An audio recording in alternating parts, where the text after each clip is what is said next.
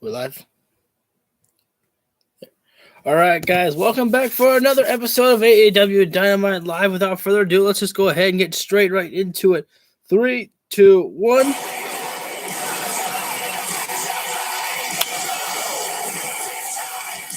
I'm quite excited to see what's happening on this episode here. So we're starting things off with, of course, Excalibur.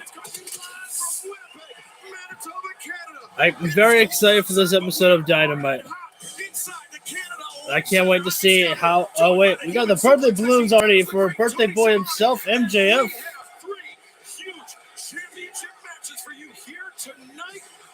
Before that, let's go down to the man himself, Justin Roberts, for our opening introduction. Carrying on the tradition of his forefathers, but better, the Bar Mitzvah Man, AEW World Champion, MJF. I'm glad that fans are booing MJF again, because it was really weird. Like, when you think about it, they need to boo MJF because he's the guy who sent Bryan Danielson packing home. And MJF walking out like the star that he is in his suit and carried by 4 women. I mean, not carried. They're everyone's arm in arm with each other. MJF had that incredible 60-minute-plus Iron Man match with the American Dragon, Bryan Danielson, here tonight for his... I kind of forgot about Orange Cassidy and Jeff Jarrett. Yeah, MJF about to get 4 kisses from women.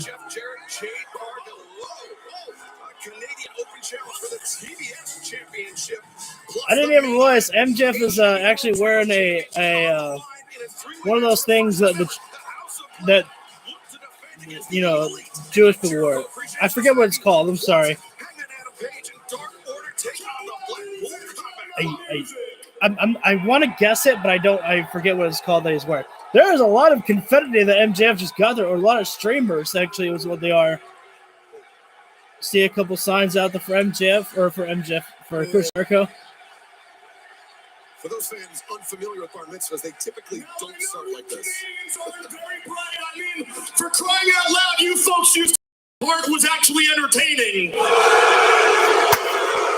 Oh! I think we all know Sean was much better, let's be honest.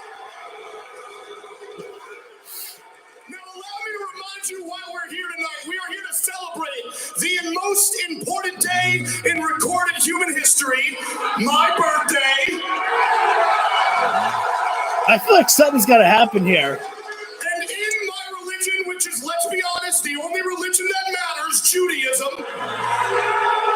It's kind of weird that you want to boo that. You know what? We're the chosen people and you're not. It's just a fact. And under the eyes of my Lord Hashem, when a boy turns into a man, he hits 13, and that is when he is bar mitzvah. Now, I've already had a bar mitzvah. The theme was Maximania. I lost my V card. It was sick, dude. At 13, bro? What the fuck? But here's why we're having a re-bar mitzvah, baby. It's because after March 5th, when I tapped out your boy, Bryan Danielson, to become the undisputed best professional wrestler in the world. They're really pushing this best in the world thing, man. The most important title in all of professional wrestling, that Triple B, baby. I am no longer merely a man. No. Now, I am Iron Man. Oh, what a rush! What a schmender. So it's time to celebrate my rebar mitzvah, baby. Hit the music. Oh, I love this. I love bar mitzvahs. Wait. I don't want to shed shade on this bar mitzvah. I hope this guy will hit next with that chair. That was heavy, but I've done some reading. Okay. This is like stupid fun. You're 83 years old. Well, that just goes to prove somebody Max is ahead of his time. Everyone's wearing those things on their head. I know what it's called. Like, I know what they're called. He's Iron Man. I'm speechless. Oh, beautiful moment. Whoa, what? Well, wait a second. Oh, we got some gifts for the bar mitzvah. Oh my God.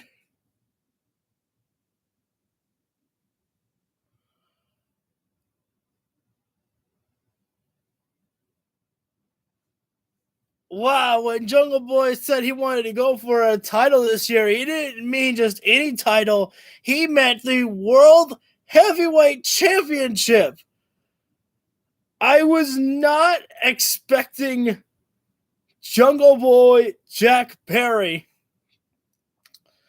And again, if this is your first time joining into my stream, welcome. But secondly, I apologize for having to mute the TV. But it's too risky to have Tarzan Boy playing in the background due to copyright reasons on YouTube. Let's see how this unfolds. That took me by surprise, man. I was like, it doesn't feel right for CM Punk to come out just yet. But I'm like, you know what? Who knows? Maybe Canada, he'll be welcomed back. So, And now Sammy? Sammy Guevara. Wait a minute. Supposed to be part of our main event matchup. Wait a minute. The Four Pillars. Jungle Boy is part of the Four Pillars, isn't he? MJF, Darby Allin, Sammy Guevara, and I believe Jungle Boy. So we're missing someone from the party. Oh, I want to see this. The Four Pillars in a fatal four-way match, man, for the AEW World Heavyweight Championship. That's what it looks like.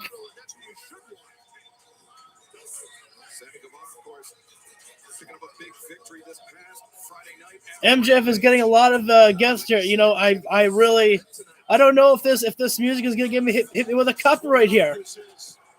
Gotta say though, Sammy Guevara's jacket looking pretty boss though right now, and those pants that the Spanish God is wearing, looking very sexy out there.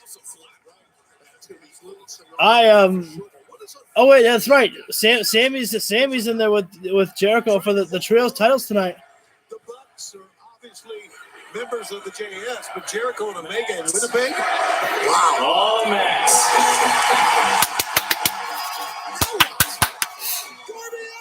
Fucking Darby, baby! It would appear that Darby Allin has something to say.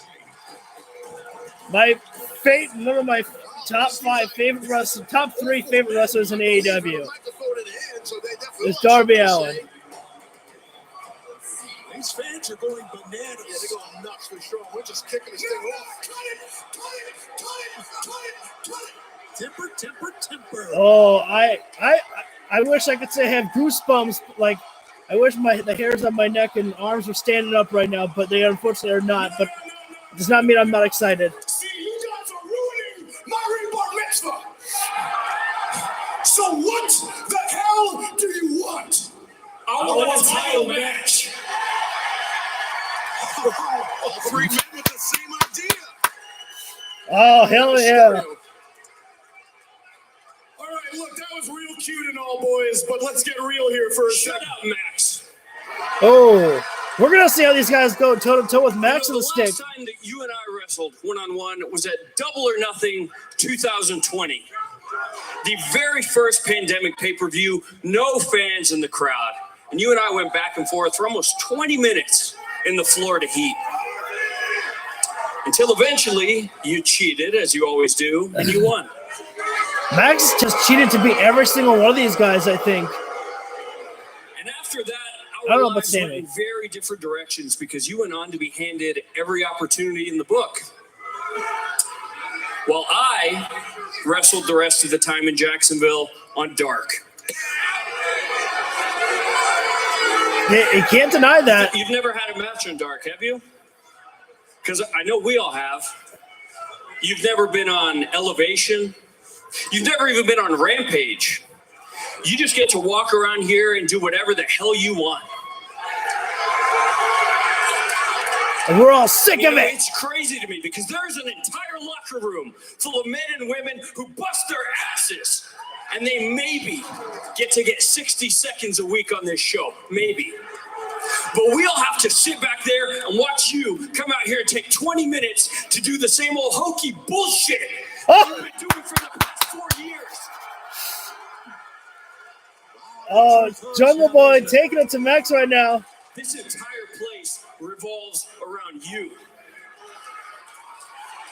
And the first step in changing that is taking that world title away from you.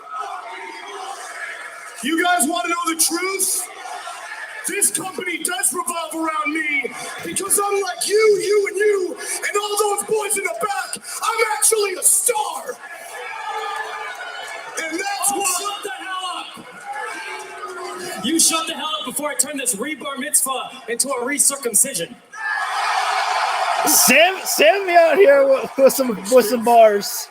You talk too much. You've done that your whole life. You've done that your whole career. Shit. You literally talked your way in the door here in AEW. You kissed ass. Sucked you lied. You cheated to get to where you're at. Sucked up to Cody. And you know what I had to do to get here? I had to grind on the independents for 10 plus years to get here. I had to work at Whataburger. I had to work at Subway. Any odd job, you name it, I did it. Sammy actually cut a little small babyface promo. And then look at me, son. Oh, come on. When I finally got here, I was told I was only supposed to be the inner circle's job guy. I was only supposed to be the bump guy for Jericho. But I overcame every obstacle that they put on me, and I became champion 3 times over. Yeah. Not many of them. You see, Max, I'm not like you. I never had the machine pushing me, and I never needed it. I had myself. I got me here, and I'll get me there. Let's not pretend Sammy hasn't had Jericho, though. He's worked his ass off. Whether you like it or not, whether these dumbass Canadians like it or not. Yeah, Sammy had to remember, oh shit, I'm a heel. So gotta heal it up. Sammy Guevara is going to be a world champion because I'm the best ever, and you know it. Ouch. Take an MJF's gimmick in there. You gotta love that. I just want to say one thing. I gotta love how MJF is not cutting anybody off. He's just letting everyone get their shit in right now, because I did not know how much I actually wanted to see all 4 of these guys in the same ring with each other, not only in a match, but in the promo ring right now. Until now, I did not realize just how much I wanted to see all of them in the ring to go like this. This is great. Look, we all appreciate the fact you're able to take all of your time out of your very busy schedule of getting to locker room brawls with everyone in the back. Oh no! To come out here and do that. Oh no! It's my turn.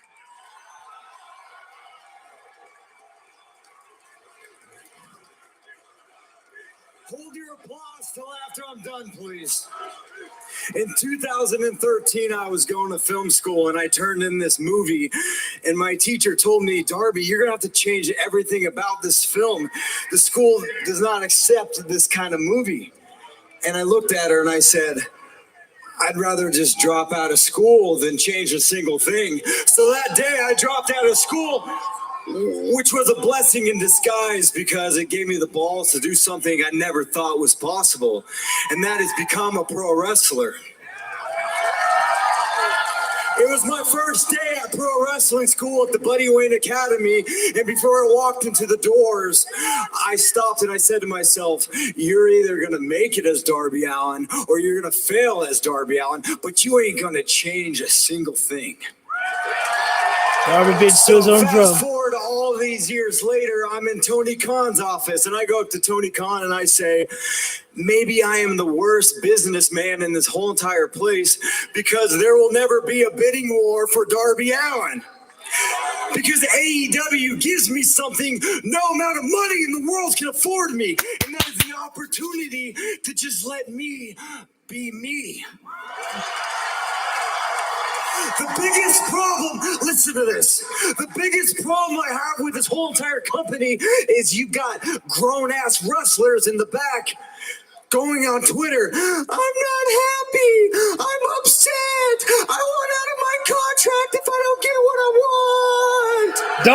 Darby is And that includes you. Darby is almost like Batman in a way here. He's a silent guardian. Darby does not really tweet at all. You don't really know nothing about how Darby feels. He might say new champ, great and all, but he is spreading truth right now. Oh, I'm sorry. I just want to keep talking. I'm so sorry. Our world champion with his all bidding war of 2024 crap. C-Max, AEW means a whole lot more to me than it ever did you. That is exactly why I should be world champion. Yes. And you know what I'm going to do if you don't give me a championship match, right? You know what I'm going to do. I'm just going to cut your fucking head off. I'm just going to go complain about it on Twitter. No, seriously, I'm going to beat your face in with my skateboard, and I'm going to give you a headlock takeover. Oh, Darby remembers. Enough with all of you. Do you understand me? I've heard it. Holy smokes. You look like shit. See, the effects of that 60-minute Iron Man match still in the face of MJF. We got Joe Jabroni, we got Dangerous Darbs, the incel skateboard and mime, and we've got Sammy. In about 7 months, I'm going to propose to a new girl, Guevara. Everyone's dropping fires, man. At least I got a girl. That's funny coming from you because didn't your fiance leave you? Oh, so we want to make jokes in my rebar mitzvah. Y'all got MJF Mushugana up in this bitch, okay? Oh, God. Hey, Jungle had Christian. Sammy has Jericho. Darby has Sting. You know who MJF has? Nobody.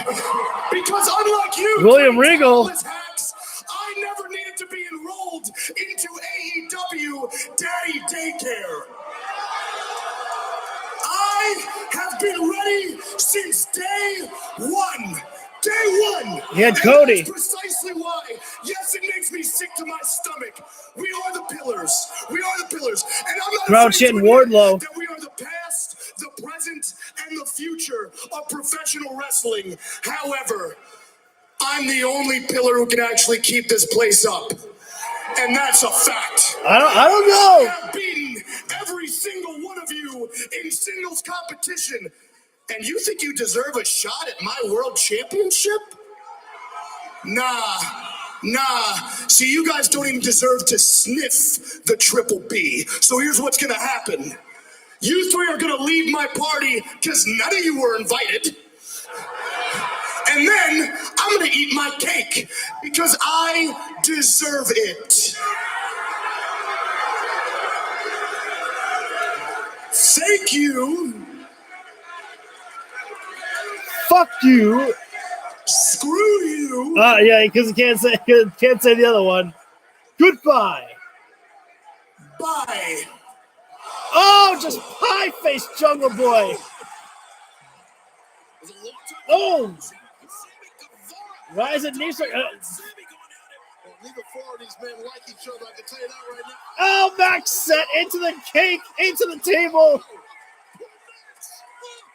Oh, Triple B's on 32.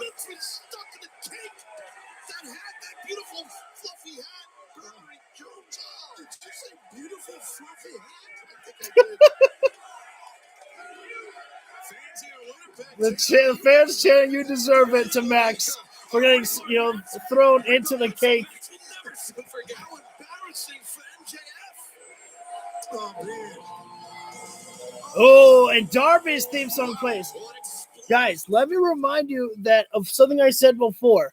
I said this: if anyone could take that title from MJF, I think Darby Allin should be that guy. He is popular everywhere he goes. Yes, Jungle Boy is popular too, but Darby Allin is someone who would take that title everywhere he goes. And, credit to Jungle Boy, he's great. Jericho got himself Chris Jericho away. I'm not sure what that means. Maybe that's a street name or something like that. But Darby Allin is with so many different, skating companies and, TV shows that he kind of does. And, he would take that world title with him everywhere, man. I really feel like that Darby Allin would hold on to that world title with so much passion and bring that title with him everywhere. So I think, if anyone would to take that title from MJF, I think it would be Darby. But I don't think it's Darby's time just yet. It feels like it's too early to think about taking the title from MJF. But it makes you wonder, like, who could be the guy that MJF would feud with next, as there's nobody left right now. Hangman Adam Page and John Moxley are still feuding right now,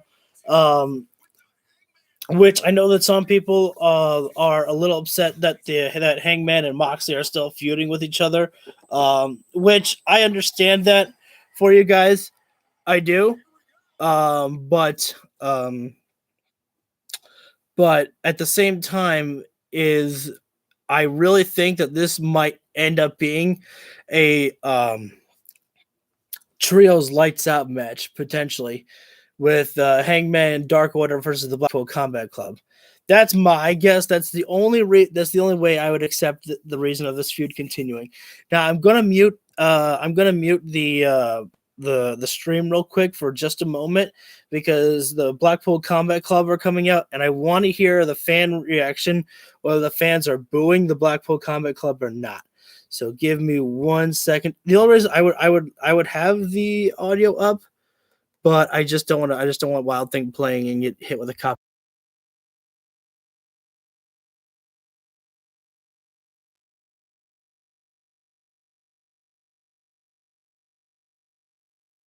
Here we go. Nah, Blackpool Combat Club are still kind of cheered. I mean, they're definitely heels though, but I think it's gonna take a lot more.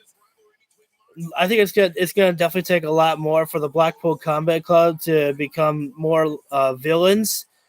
But look at how in sync that the Blackpool Combat Club are. It really feels like they're in a in a club, but like what is it called? A dojo, or like those like in what Karate Kid? What are those guys called? I mean, they're in a club, so whatever, I guess.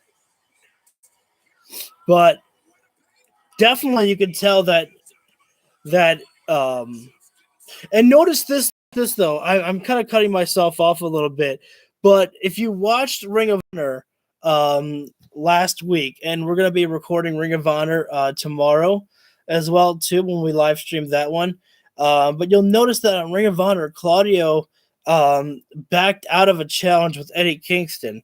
Now, that could go either way, as Claudio thinking on a personal level that Eddie's just not there yet, or that could be a heel thing of Claudio just backing out as the champion because the Blackpool Combat Club turning heel that week. And just remember that Ring of Honor has been, I believe it's been taped. I don't think they air live. I think it's taped. But I know that the first episode was taped. I don't know about the second episode, or if the episodes are already taped or if they're live. But I believe they're taped. So it just is it's if they are taped, it's just amazing that Tony Khan already knew all of his plans moving forward. But I feel like that now that I said it, that I feel like that's a stretch though. Maybe Ring of Honor is not taped. One thing though, man, we got Stu Grayson back here tonight. I'm very happy to see Stu. I love Stu Grayson. I was quite sad that he got let go. But man, when you think about it, I think all of the members of Dark Order are still in there except for Stu Grayson. No. There's Alan Angels. I think Alan Angels was someone that was in the Dark Order. I think he was let go. Sorry, I'm just saying whatever comes to my mind right now. When we're on a commercial break like this here, pretty much I gotta keep myself entertained here. But man, what a heck of a way to open the show though with the 4 pillars of AEW. And I don't even know what the next pay-per-view is. I think it's Double or Nothing. Oh, if Tony Khan can, I would hold out and do a fatal 4-way for the AEW World Heavyweight Championship at Double or Nothing. Then, when it's over and if MJF does retain, then you bring CM Punk back at the end there. And I think you try to do it in the exact same way that MJF, interrupted CM Punk's night when Punk got the title back from Moxley. I think you definitely find a way to kind of make it similar there. But we're back live. Let's go ahead and get ready for some cowboy shit.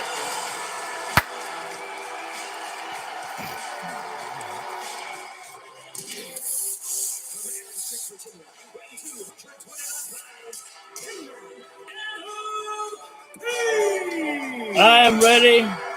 The crowd is ready. Dark Order ready. Involving John Moxley was behind it, but Moxley, the Blackpool Comic Club, won't let it go.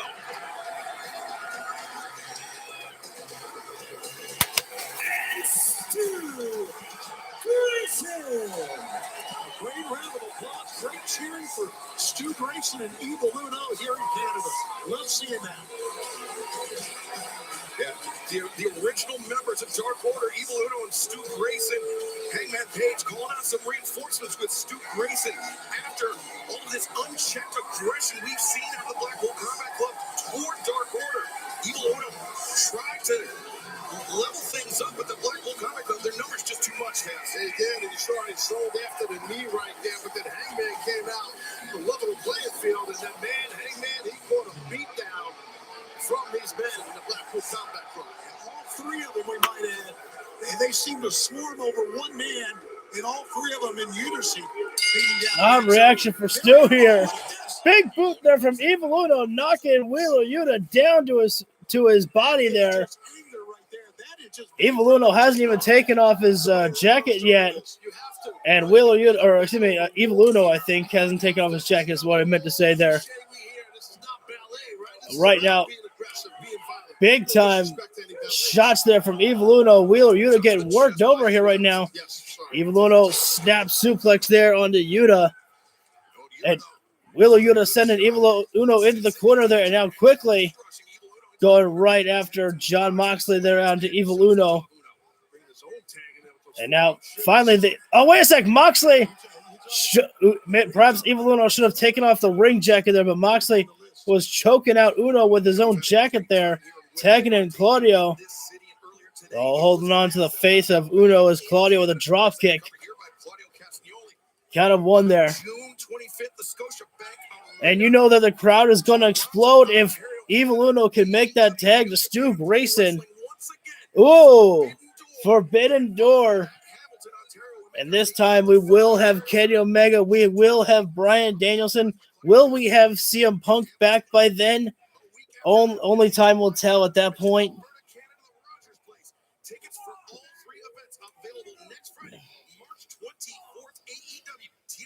Yeah, now you see right now, Yuta really working over Evil Uno, and it seems like crowd going crazy already, chanting, "We want Stu here." Stu Grayson gonna get that hot tag, man. That hot tag. Uno started this, and he started the aggression early. I am quite excited for Jade Cargill to see who the opponent is gonna be there. Look at the business on his own here. Moxley just the thing that people may or may not be looking forward to. Let's see what QTV is. Maybe Evil Uno went to business. I hope it's not a talk show. We don't need talk shows here. Oh, so that's what they are called. The Outcast, Ruby Soho, Saraya, and Tony Storm. And good thing there by Yuta. But he paid the price for it, taking his eye off Uno and Stu Grayson. Sees his first lead illegal action of the match. One of the great fighters in pro Go. wrestling is Stu Grayson. Boom! And he just leapt over Moxley to take out Go, the Stu, outside. go! Amazing athlete, guys. There's no question. Always tremendous in between the ropes and outside of the ropes. And he's going to fly. The Meteora takes down Claudio Castagnoli. And turned his back on Moxley. I hope that we, you know what I would love? I would love for Tony Khan to maybe realize, you know what? Maybe I should have kept Stu Grayson around here, because Stu Grayson is always someone who has a great interaction with the fans. Stu Grayson now. Oh, corkscrew senton there off the middle rope there from Stu. Stu Grayson into the cover. No. Stu Grayson is tremendous, Tony. He really is. And we haven't seen Stu in quite some time. So these men that he's facing, they're not prepared for. They knew he was going to be in the match, but it's been some time since he's been on our roster. So it's tough to prepare for a guy that you're not seeing all the time or competing with. And he took 3 shots from Moxley. And look at this. Oh, right in the eyes there. He's got to win. The uppercut countered. Stu looking for the backslide. Claudio just back Stu and a low bridge there by Wheeler Yuta. Yeah, Yuta, great communication between he and Claudio. Yeah, excellent. And that's exactly, see, look, if you were thinking that the Blackpool Combat Club are not villains, they are. They have turned heel. I mean, they have been wrestling aggressive, yes, for quite some time, but yesterday was definitely the turnaround for the, or not yesterday, last week was definitely the turnaround for the Blackpool Combat Club. We have a heel John Moxley and then a heel Claudio, heel Wheeler Yuta. Doesn't matter about Bryan Danielson, as Danielson has not been a part of the Blackpool Combat Club ever since, he basically showed favoritism to William Regal. Regal pretty much knew exactly the price to pay for his actions when he turned on John Moxley. And then Bryan Danielson said, no, please don't do it. Ever since then, we haven't seen Danielson with the Blackpool Combat Club, so don't have to talk about Danielson with them anymore. But right now, we are in picture-in-picture break right now. Still, the Blackpool Combat Club in full control over on Stu Grayson here. Claudio has Stu Grayson grounded for a little bit, but Stu back to his feet now. Oh, fireman's carry position, but Stu's just been beaten down so much, he wasn't able to get his full strength into it to lift up Claudio just yet. Moxley now with a tag there. Moxley, before getting involved there, talking some trash over to Uno and to Hangman. Moxley backdrop suplex right there. Stu Grayson out on his feet there for a moment. Count of 2 right there. Moxley, though, is the great positioning that the Blackpool Combat Club are keeping. They are keeping Stu Grayson close in their quarters, not anywhere in the center, not keeping him close to the the Dark Order, or to Uno and Hangman, I should say, as Hangman's never been officially part of Dark Order, but Hangman and Dark Order have always had their great relationship with each other here. And now Moxley transitioned the Cloverleaf into an STF there. I didn't even see him do it, but again, Moxley keeping Stu Grayson in his quarters there. Moxley is not allowing Stu Grayson, even a chance to get close to his tag team partners there. And you saw how eager that both Wheeler Yuta and Claudio were there to get into the ring to deliver some more punishment. And again, Stu Grayson made himself close to his partners there closely, but then Claudio sent it back over to the Blackpool Combat Club, and now Wheeler Yuta in the ring with Stu Grayson, looking for fisherman suplex there. Great bridge there by the Ring of Honor Pure Champion Wheeler Yuta, who will also be in action tomorrow night, defending his Ring of Honor Pure Champion against Clark Connors, I believe the name was, if memory serves me correct. Now a single leg Boston Crab being applied by Wheeler Yuta. And now look at that great positioning there. Again, I can't say it enough. Wheeler Yuta drags Stu Grayson over to his corner, and John Moxley made the tag and now has the single leg Boston Crab applied for himself. We're back live, so let's go ahead and let the commentators do their jobs. Combat Club is picking apart Stu Grayson, Evil Uno, Hangman Adam Page, helpless to watch. And once we saw that pop Oh. on the outside by the Blackpool Combat Club, that is exactly what stopped the momentum, Shivani, that Stu Grayson had. Yeah, you know, part of this is intimidation. And look at this. A little intimidation going on from Claudio as well. And he just... Stu great. Jawbreaker there. Grayson, but Oh! uppercut takes Stu down. Claudio, The uppercut from the uppercut machine. That shot, that was a nasty uppercut.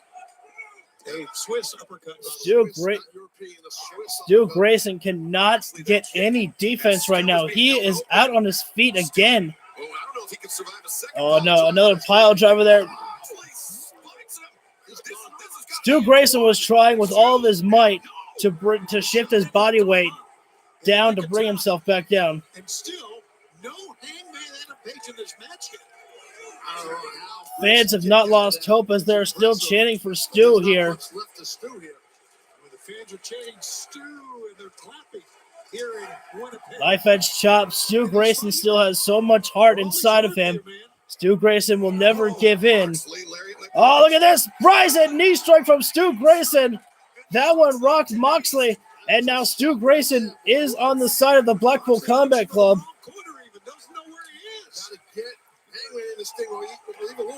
Got to make the tag. Has to make the tag. Into Hangman. Time for some cowboy shit. And I love that one. Evil Uno went to check on Stu Grayson right away there. Caught him. Swing and a miss by Wheeler Yuta. Hangman. Fallaway slam. That's exactly what you needed. You needed to give Hangman an enemy. It was pretty much just, a babyface versus babyface feud between Moxley and Hangman. And you needed Hangman to have an enemy so he can get his momentum back.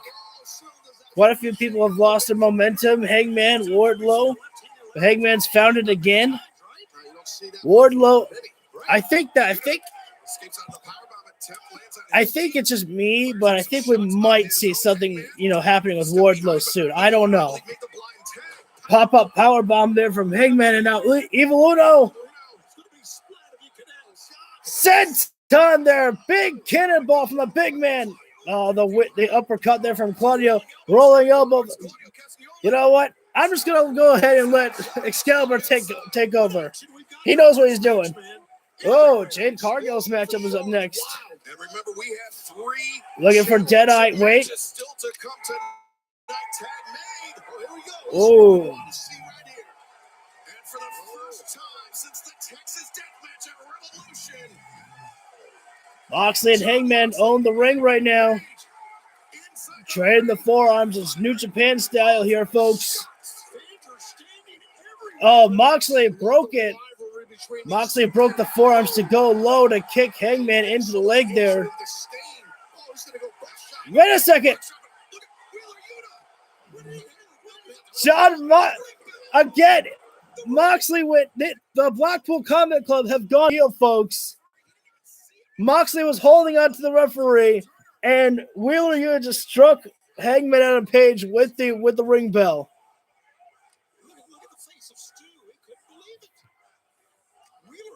This poor ref saying, "Ref, you suck." Hangman down and out.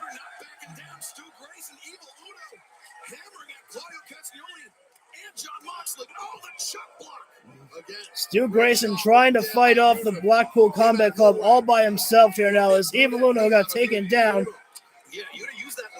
And we need some order here right now. Hangman is still down after being hit by that ring bell there while the referee's back was turned. Stu Grayson fighting off all the Blackpool Combat Club by himself right now. Oh, wait a minute. I thought Stu was going after Wheeler Yuta. He just launched himself over the top, just like Montez Ford would do. Oh, Evil Uno with the Death Rider. My God. Stu Grayson. It's the Dark Order reunion. But that was 2.99. Moxley kicked out of. Oh, fatality. Fatality! Stu Grayson. Are we getting it? Oh my God. Oh, fucking Yuta. I thought we were getting the win for Dark Order and Stu Grayson to get the victory in his hometown in his return match to AEW. Dude, I want to say it again. Tony Khan, please bring back Stu Grayson. We love Stu Grayson. Oh, get it, Stu. Oh no, fucking Yuta. That squirrely little shit. Oh, what a launch there from Claudio. I mean, after a European uppercut like that, there's no way Stu Grayson can get out. Don't tap, Stu. Damn. Moxley won't let it go.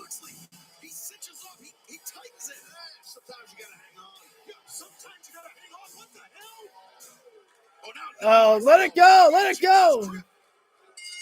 We need to send out -1. -1 will finish Jon Moxley. Hangman still knocked out after getting hit with a ring bell there. Uno now was trying to help Stu Grayson.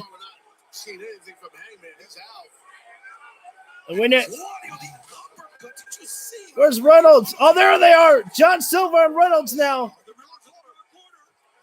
And the Blackpool Combat Club may have a lot of power behind them, but Dark Order have the numbers. But it was just too little too late there.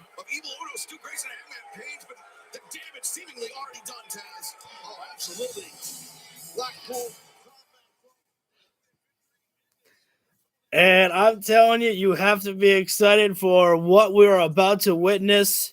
You thought Jon Moxley was dangerous before. I think we are about to see a brand new Jon Moxley, man. It is going to be vicious, violent, and cold-hearted. Ooh.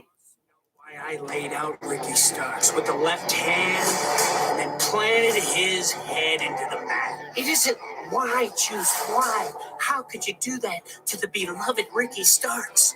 It should be, what are you going to do about Juice Robinson walking down to the ring, knocking the taste out of your mouth, and then planting your surgically repaired neck? Oh, yeah, I remember. Into the mat. I know. Hey, thanks, guys, for tuning in. You ain't going to do jack diddly squat. No, that one kind of disappointed me about the fact that Juice Robinson didn't say anything about Bullet Club.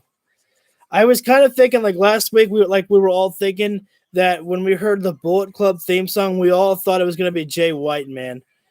I mean, I was even thinking that it could potentially be that Juice Robinson was acting off the orders of Jay White. I mean, it could always still be a potential possibility, but the fact that Juice Robinson didn't say anything, that I did it because I was acting off Bullet Club orders. I don't ask why Bullet Club tells me to target who. I just do what they say.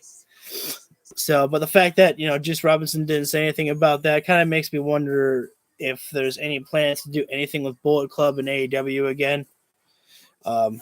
Actually, technically, we never really saw anything with Bullet Club and AEW.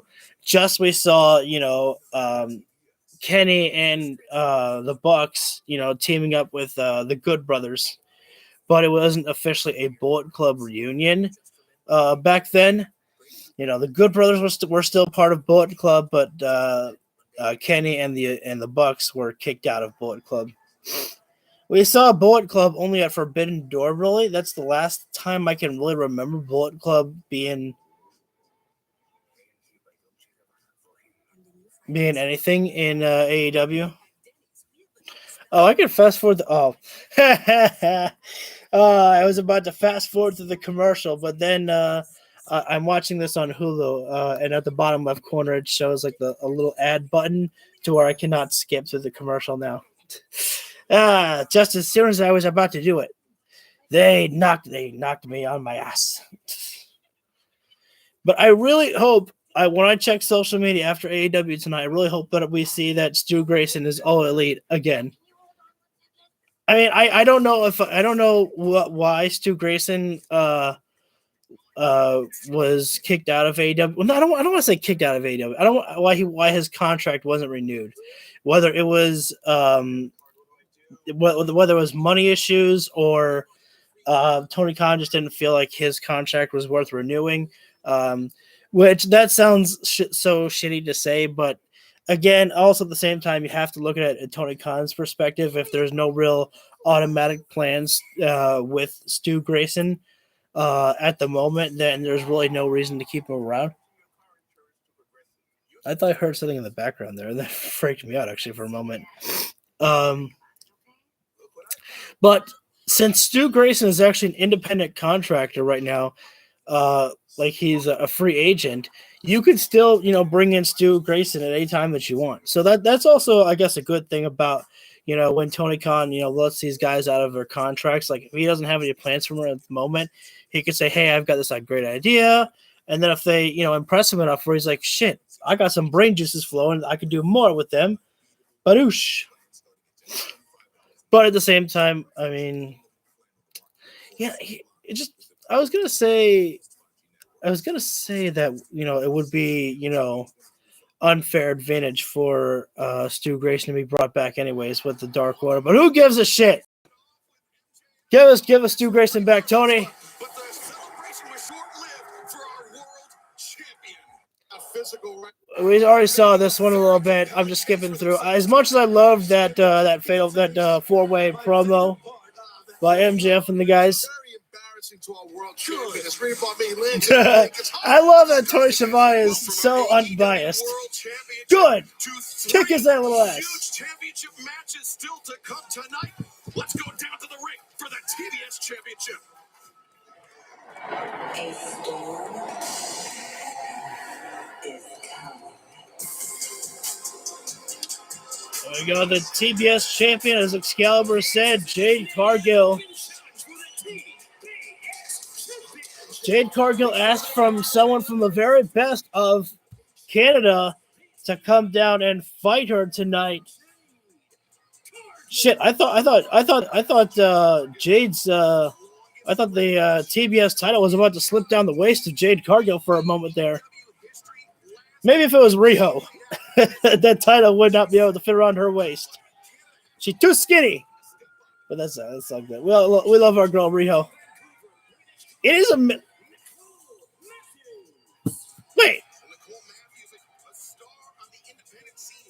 Wait a minute. This is it? No. Obviously, there's something more here. There's something more here. Jade Cargill asked for some, like, one of the very best from Canada, and maybe I missed her name. I'm sorry. Nicole Matthews, I think her name is. I mean, maybe she's from Canada, but I don't see this ending too well for you, Matthews. Jade Cargill asking for the first strike here. Definitely not taking this matchup very seriously here, and that could lead to her downfall. Oh, wait a minute. Jade Cargill said, didn't you hear me? I asked you to strike me, and Nicole got to take it right to Jade Cargill. Jade better be careful. All it takes is those 3 seconds for her undefeated streak to be over. Oh, but the pump kick there. That was in full force. And right now, Jade Cargill not working on the dime here. Jaded coming up. Thanks for coming, Matthews.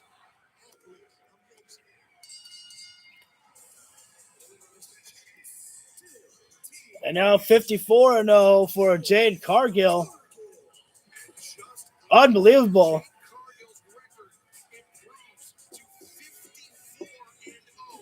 I love the fan, though, that whoever... Oh, here comes Renee Paquette, another Canadian. Renee's gonna challenge Jade Cargill for the title, making her debut in the ring. Renee. 54-0. You issued an open challenge to all of Canada. You just ran through Nicole Matthews. What kind of competition are you looking for at this point? Aren't you from Canada? Oh shit! Jade getting on the face of Renee here. Renee Paquette, broadcaster, not a competitor. Yeah. Is that it? Is that all you have to offer, Canada? Damn, be careful with Renee. She's fragile. Oh, this was the woman that I was seeing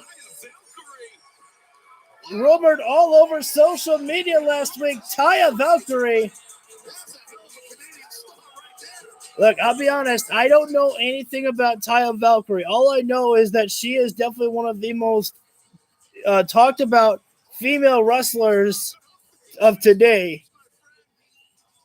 So I'm very interested to see what she'll be able to bring into the women's division. The division keeps growing and growing, folks. Perhaps no longer a free agent. Perhaps the second TBS champion. Well, that could be. She's got a hell of a resume.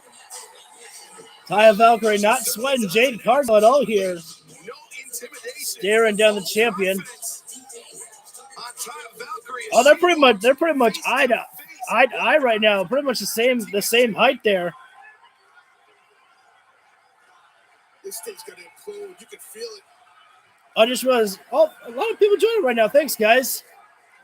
We're just watching. Wait a minute. They look great. Yeah. Trying to intervene.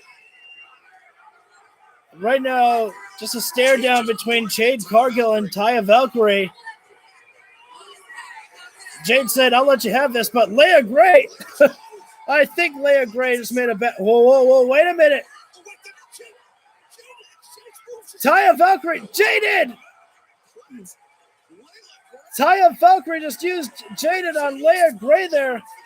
Message stated and delivered. Wait a second. What is smart Mark Sterling doing down there?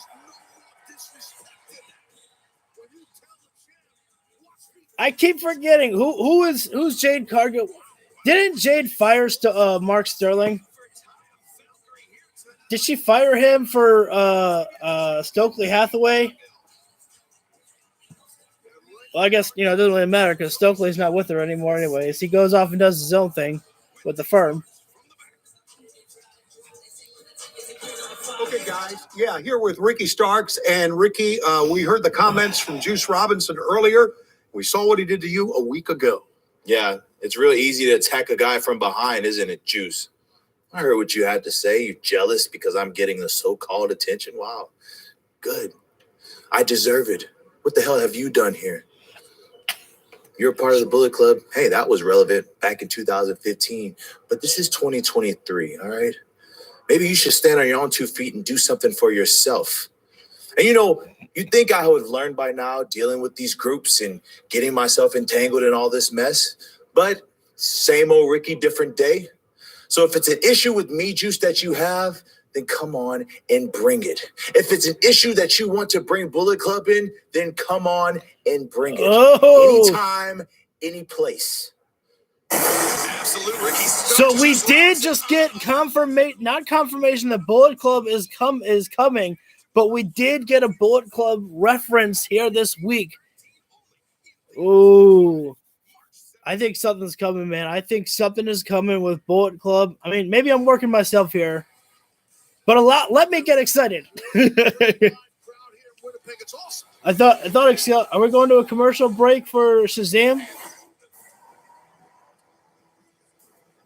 I do love how the fact that they're using freaking clips of the movie Shazam, and as well as with Orange Cassidy and Jeff Jarrett in there. I think that's such a great way to blend the show / movie that you're forced to promote for TBS or TNT or whatever, but at the same time you also put in your own stuff as well too. I like that. So while they're actually on commercial break, I'm going to go ahead and, because I didn't come prepared with any water or anything to drink, and my mouth is like very dry right now. So I'm going to go upstairs and grab myself a little something to drink. For the record, this doesn't count as my break that I take usually one.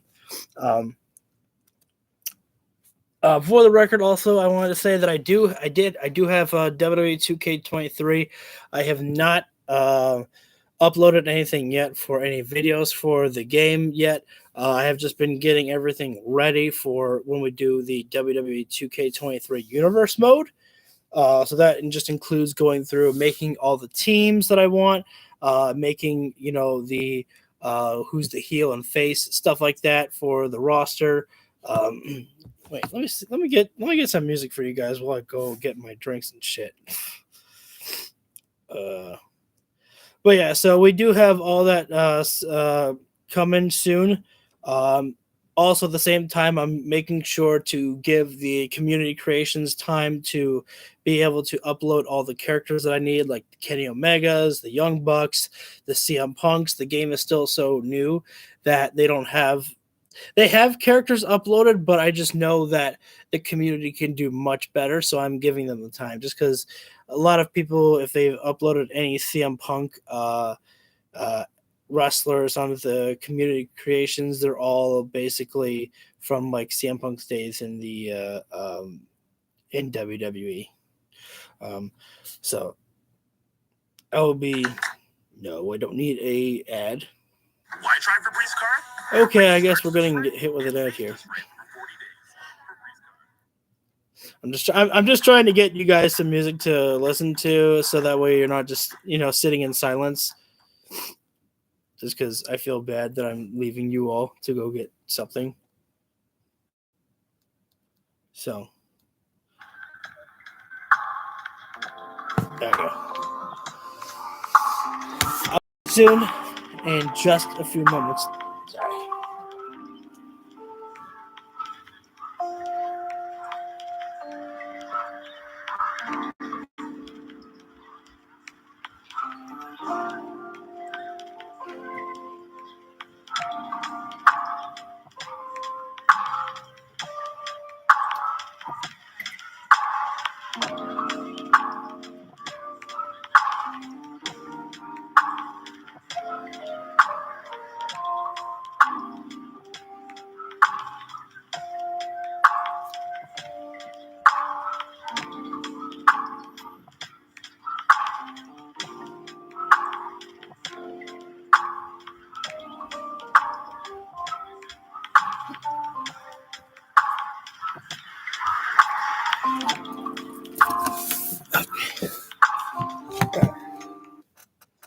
TV, we've promised. All right, so we're back live now. QTV.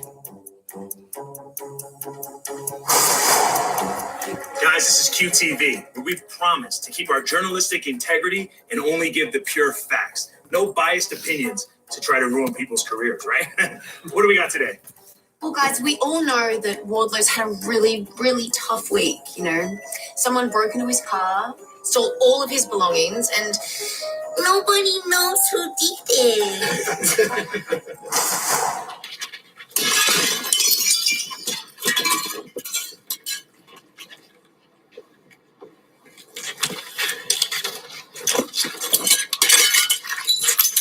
I feel like they should have said, but we have an exclusive. He left it in the car. What an idiot.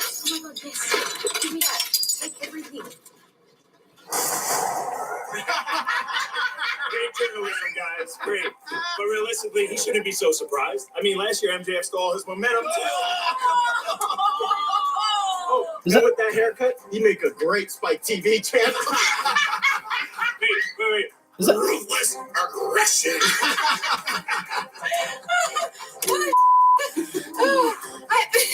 Seriously, guys, seriously. What is next for Wardlow? I know. Whatever's next for Batista, just not as good. Nothing's next for Wardlow because the idiot left his passport in the car. We won't be needing this. What do you say, Hobbs? Warlow, welcome to Will's world, bitch. Wow. Coming up, damn, you see that? Yeah, that is brutal. QT on the way. Well, we'll see how this goes. I think not my favorite way to start QTV. Okay. QT's got some grill. Huh, Shivani, those teeth? I love See, there's something in. Hey, so he orchestrated the whole break-in of the car. Yeah, QT did.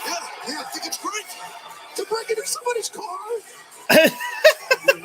Taz saying it's great. QT told Powerhouse Hobbs all those months ago that his word is his bond. Powerhouse Hobbs called in that I want Jeff Jarrett's theme song uploaded to iTunes. I would listen to that song on iTunes. I would listen to that song every day. It was a back and forth battle. Orange Cassidy barely escaping with the victory, but after the bell, Jeff Jarrett, the stroke, and then the guitar shot to the knee of Orange Cassidy, Tony. Do not take the fucking title off Cassidy. I'm only getting the. Is there a new title? I know. There's a new name for it. The International Champion.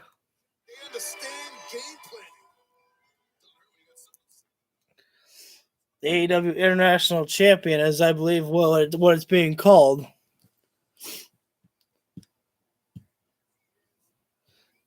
So, what they definitely need to do is Cassidy's got the backpack. If there is a brand new title, which it feels like that you don't have to make a new title, we should definitely just see Cassidy grab the title, just put it into his school bag.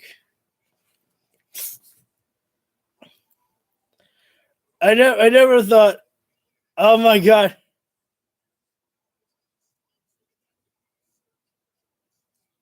Was that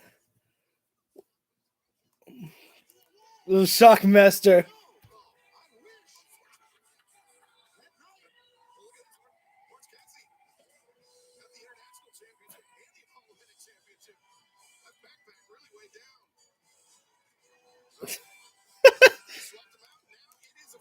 Orange Cassidy, the AEW International Champion. Okay, so Putting the title on the line here tonight, and there has been I feel on a bigger role. are they the same titles? I mean, the names have changed, but This contest is for one fall is for the AEW International Championship. Introducing the challenger from Nashville, Tennessee. Does it look any different? 116 pounds, Jeff Jarrett. Richly deserved booze, I might add. Wow, this is Jarrett's singles debut in AEW. I didn't notice that. Whatever, he is the AEW International Champion, freshly squeezed, Orange Cassidy.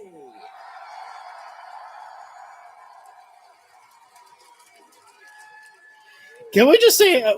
Can we just? I think they look the same. I don't think I see any difference between the international and the Atlantic champion. So I don't know why they got two titles, but okay. Can we just take a moment to appreciate the fact that we still have Justin Roberts here in AEW? I mean, Justin Roberts is something. Just he's so special. I love Justin Roberts, man. Well, let's go ahead and make sure to listen to the commentary here. Justin Roberts, or Jeff Jarrett, and Orange Cassidy. Because there's no way in hell, in my opinion, that knee is 100% where that guitar got driven through the knee of Orange Cassidy. Jeff Jarrett starting with this strut already. Jay Lethal did to that left knee of Orange Cassidy in their AEW All-Atlantic Championship. Orange Cassidy just sitting there, letting Jarrett just do his little taunt right there. Orange Cassidy right now they're gonna go for a lockup there. I don't know. That's not a smart move there. Jarrett's gonna do another strut there.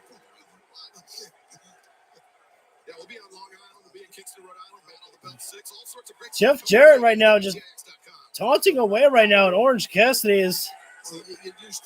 Usually Orange Cassidy is the one who plays the slow game, but tonight it's Jeff Jarrett. Jeff Jarrett right now is. It's kind of weird to say he's in control when he hasn't really done much. Jeff Jarrett? Think of body slam. Orange Cassidy sends Jarrett into the ropes. Not so fast. Jarrett puts on the brakes. And now this time, Orange Cassidy. Oh, hands in the pockets there. Oh, now Jeff Jarrett going to look for the figure four, but Jarrett able to step over Orange Cassidy. he oh no. There it is. And that leg there from Orange Cassidy still damaged from last week by the damage from Jay Lethal and Jeff Jarrett. Another strut. Wait a sec. Jeff Jarrett doesn't really have many pockets to.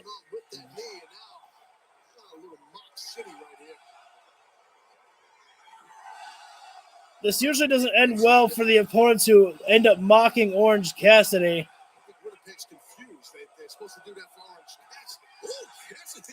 Yeah, Cassidy right now taking it to Jeff Jarrett.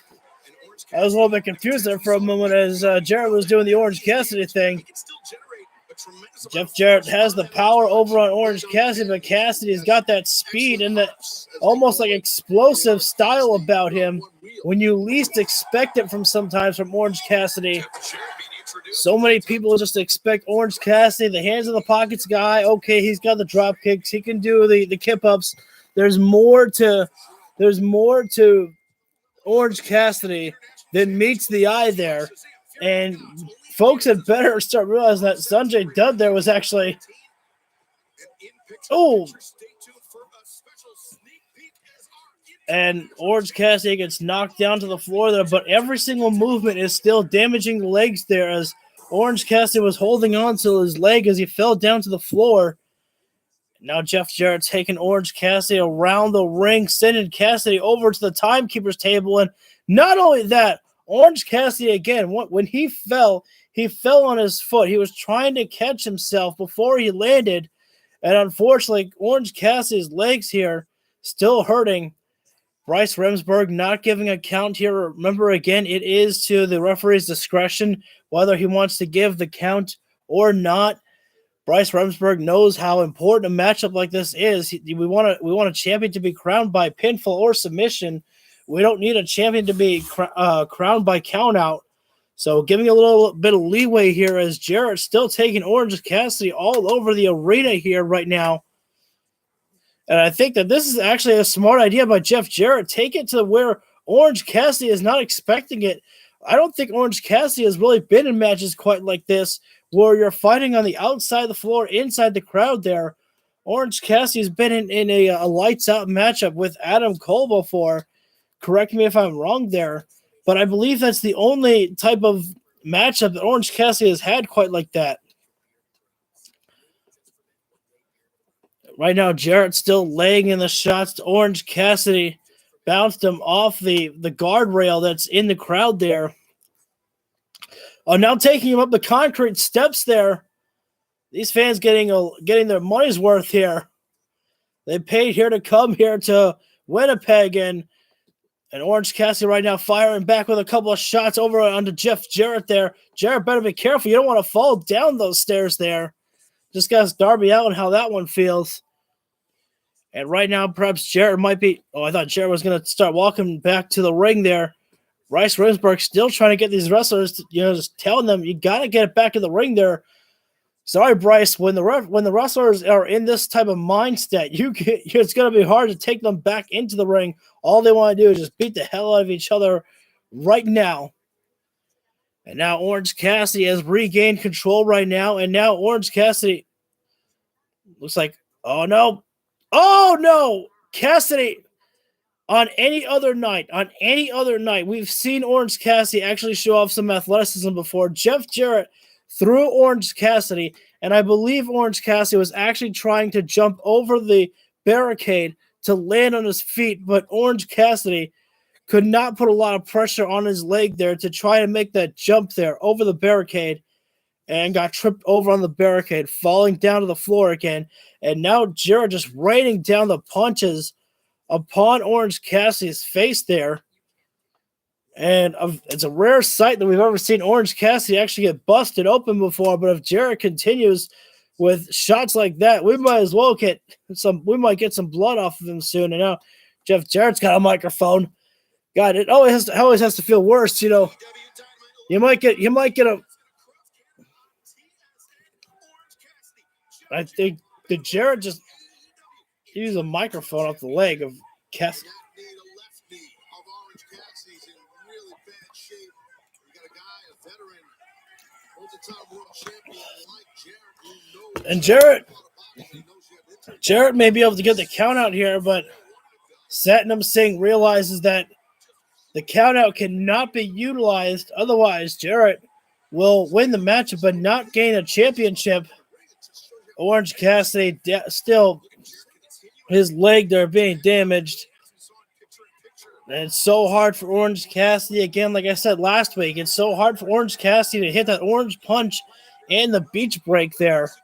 And now Jeff Jarrett trying to go for a figure four leg lock here. And Jeff Jarrett is just completely taking his time. Wait, what's he going for? Sharpshooter instead. And it's absolutely, it's got to be so embarrassing for Orange Cassidy, the fact that Jeff Jarrett at first was searching for a figure four and then turned around and said, you know what? I don't feel like a figure four leg lock today. I'm going to go for a sharpshooter instead. And you're powerless to be able to make a counter, but somehow Orange Cassidy able to reverse the pressure on Jeff Jarrett into a sharpshooter of his own there. That's a rare sight. You don't see Orange Cassidy with a submission hold of his own. And wait a second. And you saw Satnam Singh and Sanjay Dutt there pushing the ropes there to try to help Jeff Jarrett out there. If I was Bryce Remsburg, I would have thrown those guys out there just for that display alone there. You know, it's only going to get worse from there. You have a reason to eject them now. Oh, wait a second. Sleeper hold applied there. Orange Cassidy's not one to have a lot of energy in the ring to begin with at times, and now can be applied with a sleeper hold. Cassidy might go night-night after all. In that case, we're having a new champion in Jeff Jarrett. Great pressure there by Jarrett, though. Jarrett is down on his knees there, and Orange Cassidy on his legs. Orange Cassidy still having some life in him. Orange Frankenstein still is awake. Whatever that means.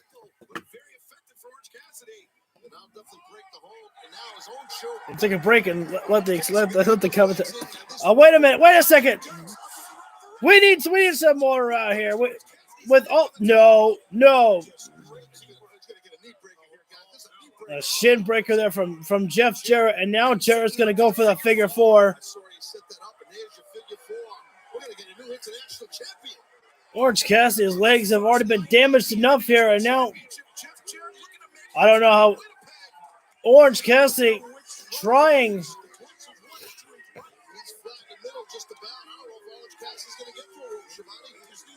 Oh, Cassidy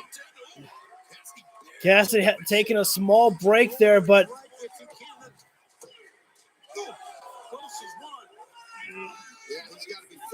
I don't think they're going to take the title off of Orange Cassidy, but I'm really worried, actually. Which I like being able to, just watch this with you guys here. I like to just, show my natural. Oh my God! Some fan has a Green Bastard sweatshirt on. Yes! Oh yeah, Green Bastard.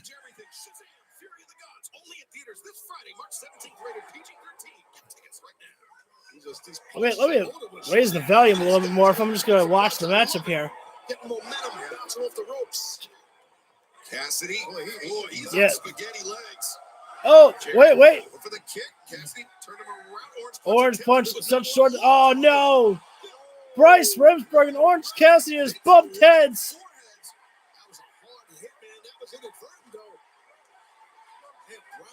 And the guitar. We need help.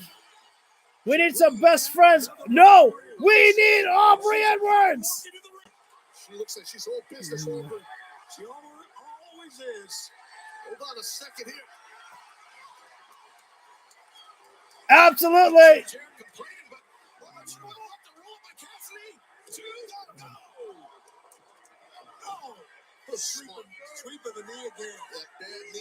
Oh shit! Jeff Jarrett almost just hit.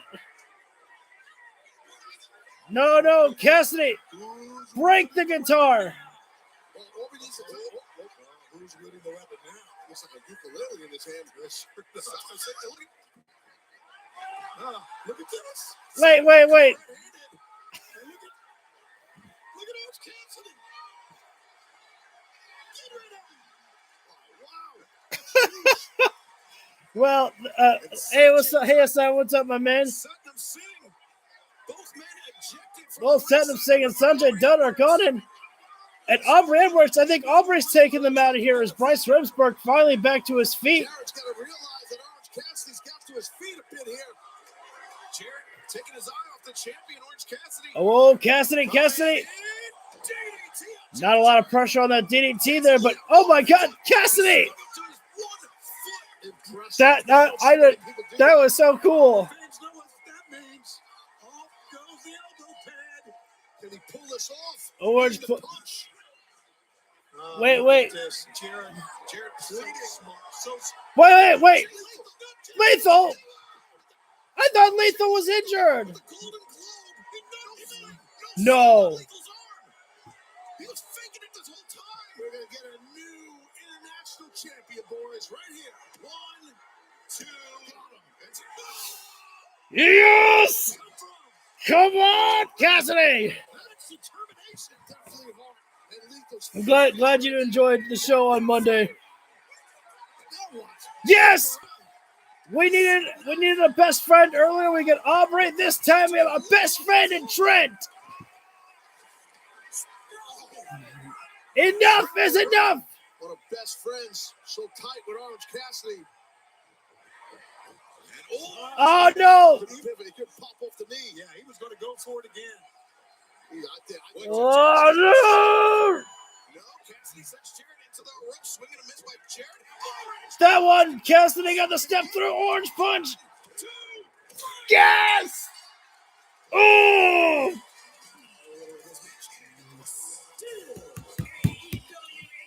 Good. Like I said, I don't mind Jeff Jarrett in AEW. Now, at first, I was like, okay, this guy should not be on the scenes type of wrestler. He doesn't need to be here. Let him just do his thing by helping AEW in the back. But Jeff Jarrett has really turned me around where I'm actually to the point where I'm like, you know what? I don't mind him on the show. Although I still wish that Best Friends had won the Tag Team Battle Royal and gone on to Revolution with it. Ooh. Fighting over you. And all it took for the world to notice were these. The biggest match in Winnipeg Pro Wrestling history. The Jericho Appreciation Society versus I cannot the wait for Elite this one. versus the House of Black. Also, Jericho and Omega face to face for the first time in 3 years. Two Winnipeg natives beating the crap out of each other in a city that knows how to fight. There is a sickness in this company. We are here to cut it out. Start by wiping off the dirt, the So? blood, the sweat of people that do not deserve to hold these titles. Oh, I cannot wait for that trios matchup, guys. House of Black, the Elite, and the Jericho Appreciation Society. I cannot wait for Jericho and Omega to touch each other in that ring and get your mind out of the gutter. Or is it really your mind in the gutter or mine? If my mind felt the need to say that first. I wonder if on AEW All Access we'll see Adam Cole and Kyle O'Reilly say, what the fuck was Bobby Fish talking about when he was trying to get us to leave AEW? Yeah, I don't know. I can fast forward. How far away? Yeah, okay, I can fast forward and be okay. Ah! Darn ads. Don't need an ad right now. What I need is some action. So we're just trying to get ourselves caught up a little bit. I don't want to fast forward anymore, though, because last time I tried to fast forwarding too much, I got hit with some buffers. And we've had a lot of great streams where we haven't had any buffering. So we're just going to put up with the commercials for just a little bit. until we come back live. I don't know what we have left. We still have Saraya, Tony Storm, and Ruby Soho. And, we're live now. From Winnipeg, and right now, let's catch up with the latest from Max Caster, Anthony Bowens, Daddy X, The Acclaim. The Acclaim doing everything they can to. Platinum Anthony and Billy rolling with the fans too. I just want to hear the siren. I've been waiting all night. Put the double scissors up. It's Acclaim for life. No, we never run down. Once again, you're uncrowned. Coming from the dark days, coming from the underground. You know we self-made, trying to find a little bit of heaven in this hellscape. Suddenly it felt great. Acclaimed across America to bury ya. We cause hysteria and give it back to the game. Up early, autographing the name, taking pics cause everybody loves the Acclaim. Critics saying we should get a different motto, but we never slipping. No, we not Mitch McConnell. It's like we I know we moving you. We can't stop. We got something to prove to you. Never enough. The good guys, the bad influence, the people's choice never had us losing. We hear your voice and saying we should bring it back home. We three kings be still in that gold for you. Well, the Acclaim I like that. Homegrown sensations here in AEW. And that is exactly the type of people that the Outcasts Or the opposite of these people, too. Oh. I agree with you. Ladies and gentlemen, the Outcasts. Tony Storm. I like that. And now Ruby Soho joining forces. We know they're Ruby, Tony, and Saraya have their own theme song now together as a group, and I like that. It's no individuality. It's now, I'm telling you guys, I like, spread this to your friends. If when they say that, I hate, what they're doing with, Saraya, Tony, and Ruby, tell them that I told you this, or just tell them you can take credit. We're going to get the first ever Blood and Guts with the women. This is where it's all heading. Saraya, Tony, and Ruby, and someone else will join up with them to take on the homegrown talent for the first ever women's Blood and Guts match. Okay. Ruby killed it last week, man. She was so great. Let me tell you all a story. Once upon a time, the grass was greener here at AEW. Until a couple of dogs, well, let's be real here, a couple of bitches came along and pissed all over that grass. Now, Saraya, what do we do with bitches that aren't housebroken? We show them that AEW is our house. You guys should be kissing the ground that we walk on, because without us, there wouldn't be a division. You can boo all you want, but you are lucky we are here. I am a miracle. I love Saraya as a heel. I expect even less from a bunch of neckbeard stinky twats. I'm shaving it soon. Tony, take her from here. I'm getting mad. All right. Listen up, fat people. Listen up. All right. When I became a champion here in AEW, when I became an interim champion. Interim. Just the interim, not the real champion. I wore it with a smile on my face, and none of you appreciated me at all. But your current champion literally cheated to beat me, and you loved it. Loved it. Yeah, exactly. She cheated. And then I realized none of you people know what you want. None of you. So we're here to give you what you need, and that is change in this division. We are the Outcasts, and we ain't going anywhere. Not going anywhere, baby. We're having too much fun. Going through one entitled rookie after the next, starting with Sky Blue, Willow Nightingale, read her, Dr. Britt Baker, DMD, and your favorite, the champion, Jamie Hayter. Well, thankfully, Oh! here we go. Thankfully, they've heard enough Jamie Hayter. Britt Baker just streaming to the ring. And right now, the Outcasts have the numbers, but they still were taken down. Better keep bringing that offense. It's three on two here. But And Ruby Soho is all alone right now. Got that Gucci belt was still with the spray paint on that they spray painted. And she was going to whack him with it. Now she's going to choke with it. Oh, man. Yeah. Numbers catching up with the AEW Women's World Champion Jamie Hayter and Dr. Britt Baker, DMD. Oh, Britt is about Destination unknown. Britt Baker down. Destination unknown for Britt Baker. Storm Zero. Storm Zero, courtesy of Tony Storm. 3 on 2. Never Wait a minute. Riho's still here. Oh, shit. Riho, Willow Nightingale. Oh, my God. Holy cow. Everybody came down. The Outcasts have made quite a large amount of enemies here.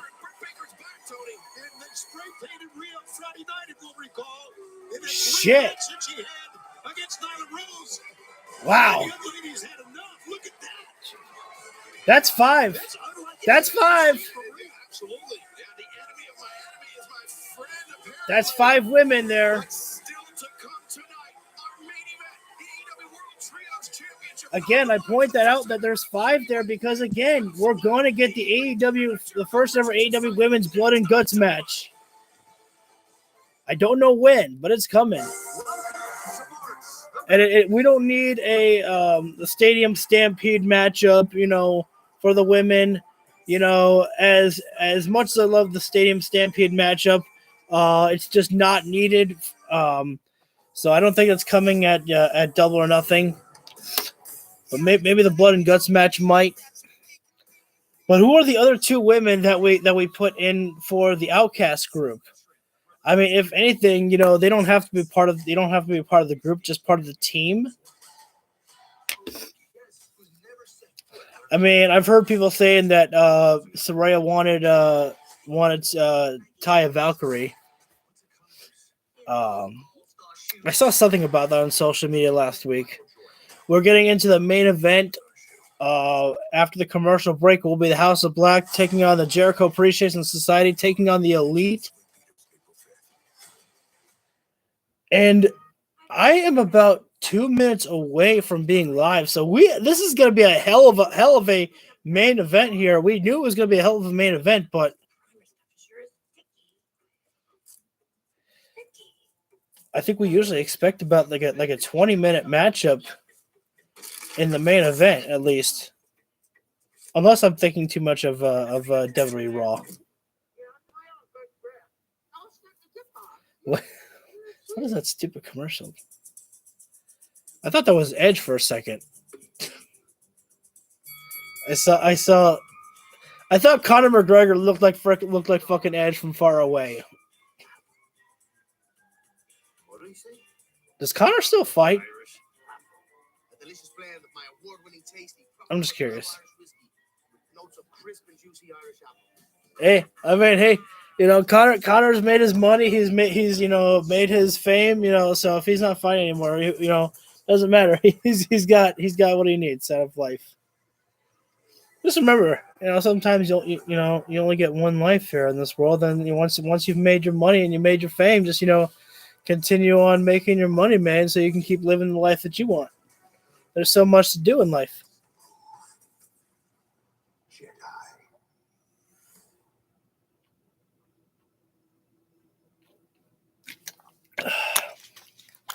This transformation is real. Now any guy can temporarily cover grays and create a full defined look for beard and brows. Well, they say the main event's next, but there's probably a good chance that they'll say something about Just for men. Oh, I was thinking about. Oh, we're live.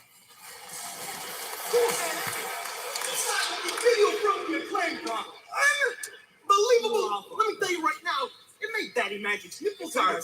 We love rap music. We love rap music at the Jericho Appreciation Society. I would even say it was entertaining. Entertaining, They should very probably get entertaining. a Tony Award for that. Tony Award. Great job, man. Congratulations, gentlemen. But that's where the congratulations end. I'll tell you what. Last week, 2 times we gave you an invitation. Twice. 2 times. Twice. You spit in our face. It's okay. It's all right. okay. You know, they're playing a little hard to get. Oh, we get it. But maybe you guys just need a little bit of a reminder of why you should put some respect on the Jericho Appreciation Society. So do us a favor, acclaimed ass man. We like you. Tune into Rampage We like you. and see why the JAS is the epitome of sports. Entertainers. Get it, thanks. Friday night. This Friday, Rampage comes to you at a special time, 11:30 p.m. Eastern. Oh, the Bollywood boys! Woo! Jericho Appreciation Society versus the Bollywood Boys, plus Taya Valkyrie makes her in-ring debut this Friday night on Rampage. Oh, it's a good one. Plays out the TNT Championship Open Challenge. Let's hear from the man that will step up. You know where we came from nothing. Ooh. I sold candies. I sold t-shirts. I put all the ring. I wrestled for free for a long time to get where I am today. You've been an AEW World Tag Team Champion, a Trios Champion. How about this Friday night on Rampage? You become the TNT Champion. We'll have challenge accepted. Honey. I like Alex Abrahantes. Will be Ray FedEx, and then 1 week from tonight, AEW Dynamite. It is no disqualification. It is Stokely Hathaway versus the AEW champion, the cold-hearted, handsome devil Hook. Why am I so excited about Hook and Stokely Hathaway? I don't know. I think it's mostly I'm curious about seeing Stokely. Winnipeg, Manitoba, your main Even event is a 3-way match for the AEW World Trios Championship.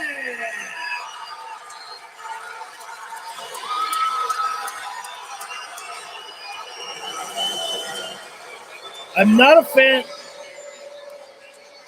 fan of sending out the champions first, though. I never like when any company does that. The champions should always enter last. I feel like that's a rule of wrestling that should stick around no matter what era that we're in. It should always be the champions entering first, but hey, I'll never not be excited for a House of Black entrance. So happy. I really wish you would have seen my reaction when the House of Black won the titles, man. I'd scream so loud.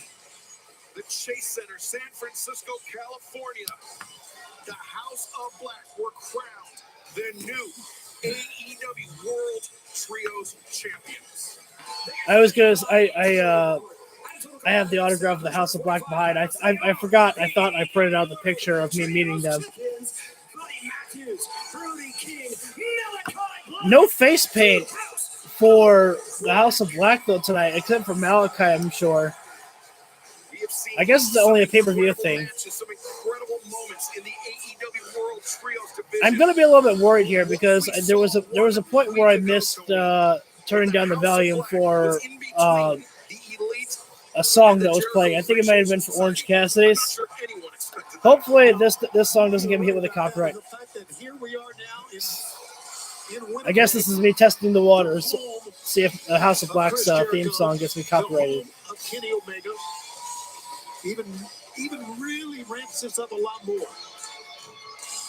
And the House of Black really walking into the Lion's Den here tonight. The Canada Life. You know, it's so weird though that Malachi, is almost like reverting back to how he started a little bit. Mostly, like what I mean by that is with the face paint. I remember when Malachi, when the House of Black started, it was more the face paint was fully covering his face on like a left side type of deal. And now, could definitely turning down all the music for the Elite with Carry On My Wayward Son, and especially for the Jericho Appreciation Society with Judas. But with Malachi, his face paint is becoming back like how it was when he first entered AEW, and it was basically just covering only the eye there, pretty much. Here comes the Elite, Winnipeg's own Kenny Omega, but then also Winnipeg's Chris Jericho will be coming down as well, too. And this is going to be a hell of a matchup here. Although we have we have quite a bit of entrances to get through here. Again, I'm probably only a minute behind on the stream. I'm not going to really jump live. Again, if it's your first time in on the stream here, welcome very much, guys. And we pretty much keep the Hulu stream a little bit, backed up. Like, we're not fully live with AEW just because we don't want to take any chances with any buffering. Kenny is going around slapping all the hands of Winnipeg, and the Young Bucks, those dastardly villains, they don't want to slap hands with anyone. They just went right into the ring. I was joking. I mean, they didn't go around the ring, though, did the Bucks. I don't even think the Bucks and Kenny get the streamers anymore. I don't think the Bucks get the streamers like they used to. It was like full on, like back in the day of, Bucks and New Japan there. But now here come the Jericho Appreciation Society. Sammy Guevara had quite the interesting night to start off with the show for us tonight, and a hot start by telling MJF he wants that AEW World Heavyweight Championship. Everyone wants to be the champion, and MJF realizing just what it means to be the champion. MJF at first only had to contend with Bryan Danielson at first, but now the challengers are stacking up more and more for MJF here. And oh, wait a second. That's Chris Jericho's daddy, Ted Irvine, and I'm sure with family as well by his side. Ted's still looking pretty good. Last time I saw Ted was back in maybe 2018. I didn't get to meet up with Ted, face to face, but I saw him live there when Jericho was celebrating with the Inner Circle about something. We're going to get the matchup started soon here. Again, sorry about, no audio being allowed to play right now. Just there's a lot of potential copyright here in AEW. That's the downside. Oh, the Lay Sex Gods pose. Let's hope they keep the hugging down here. I was not a fan of all the hugging that the Jericho Appreciation Society was doing last week. It was very strange. And those trios titles being raised by Aubrey Edwards there. Aubrey was probably, really getting weighted this week for being prepared to hold on to those titles. Aubrey calling for its one-on-one here, and that's exactly where it becomes quite a strategic thing to watch here, as you've got to, really make sure to keep your eyes on the ball at all times in a matchup like this. As you know, you do not have to pin or submit the champions to win the trios titles. Start things off with Brody King and Sammy Guevara. Sammy's going to have to utilize his speed here over on Brody King to make any offense right there. And the drop kick there from Guevara with the kip up there. And Brody King is so big that Sammy pretty much bounced off of him. And that big bear, Brody King. Fans, all right, so I'm going to be honest with you guys. Mostly what I want to do is I just want to watch this matchup here. I'll commentate a little bit. I'll commentate during the picture-in-picture breaks, but I mostly just want to watch this war here because it's going to be a war here. He's a monster. He's gigantic. And that was funny. All members of the Jericho Appreciation Society were down, and Daniel Garcia was looking for a tag to the Elite, and all of them jumped down. They said, hell no, we don't want Brody. Brody King is a freaking bear, a big angry bear, and here comes Winnipeg's favorite son, Chris Jericho. And right now, but Malachi makes the tag. Ooh, here we go. This could be a sneak peek here. And what I mean by that one is I'm sorry for the cheap plug here, but I do an AEW Universe mode, and Malachi Black is the world champion. Chris Jericho just became the #1 contender for the World Heavyweight Champion. So, oh, you little bastard, Kenny, you took the moment away from me. But it's okay. Jericho Omega Alpha versus Omega. Here we go. I've been dying to see these guys touch with each other for a long time now. Oh, never mind.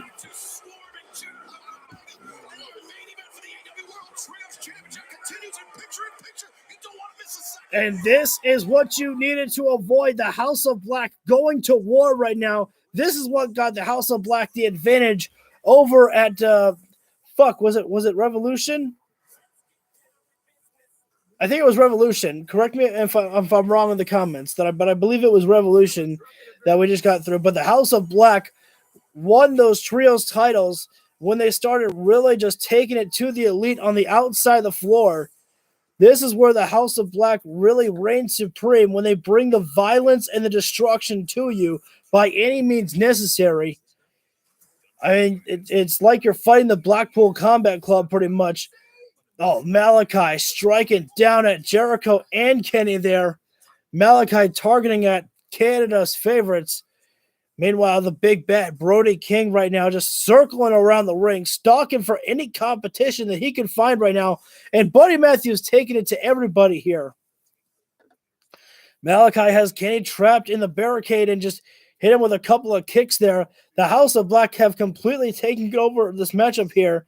And again, Aubrey is trying to gain some control here in this matchup, but it's so hard to be able to gain control in a multi-man matchup like this here.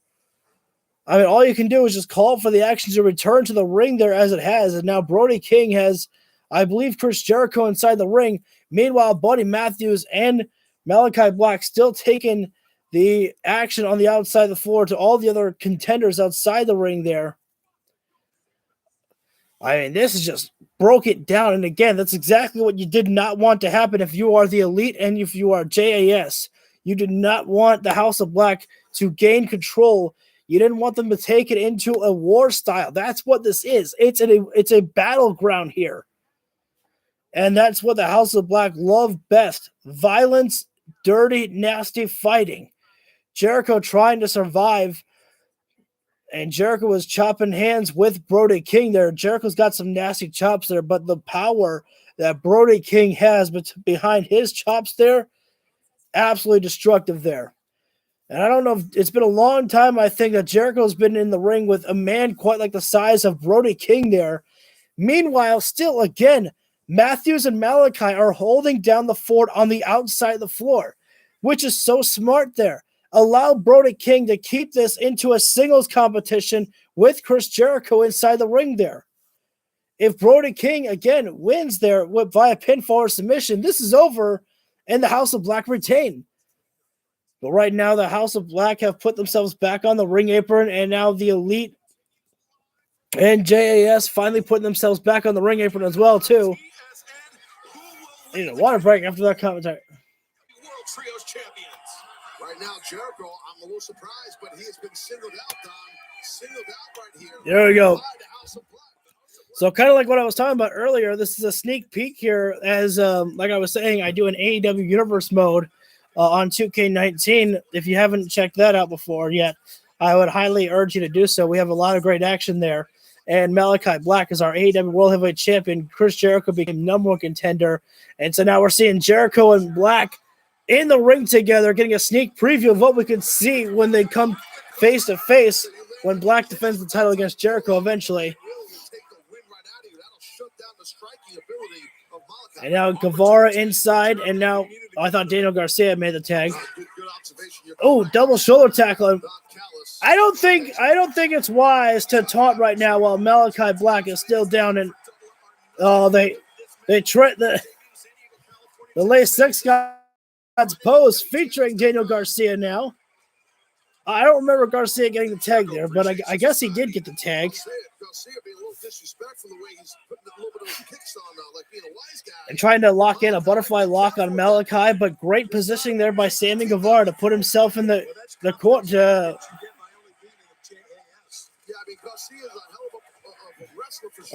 Malachi with a leg lock there applied on Daniel Garcia there. And that just shows you how careful you have to be with Malachi Black, as he will catch you with anything at any given moment.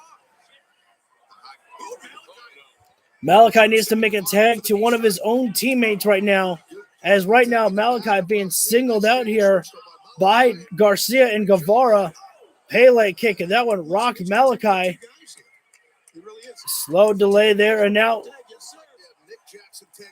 yeah, I knew that someone made the tag there. Oh, wait a sec. Nick head scissors takedown. Yeah, Nick makes it look easy, man. There's no doubt. Whoa. Nick elevated up and over the corner, but he's in House of Black territory. There's Nick Jackson. Yeah, he went right into that corner, man. That's dangerous. Super kick. To Buddy Matthews on the floor. Face buster on Malachi. Nick Jackson. Oh! Oh, God, he's going to get long darted. Oh!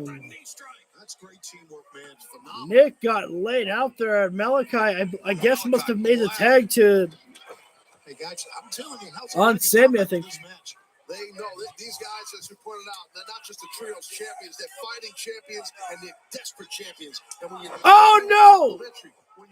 Nick Jackson pulled Malachi a little bit away there, and when Buddy Matthews took the dive, he accidentally struck at Malachi. That was actually pretty cool there.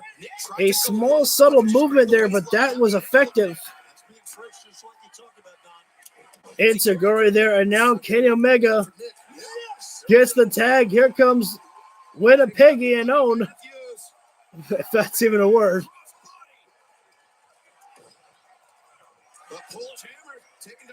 Double axes. Malachi with that Muay Thai style there. We're trying to. Oh, the Dragon Rush. I don't call it a Dragon Suplex because Kenny does not stop with just one. And the way that he puts in those Dragon Suplexes, man, it's a rush.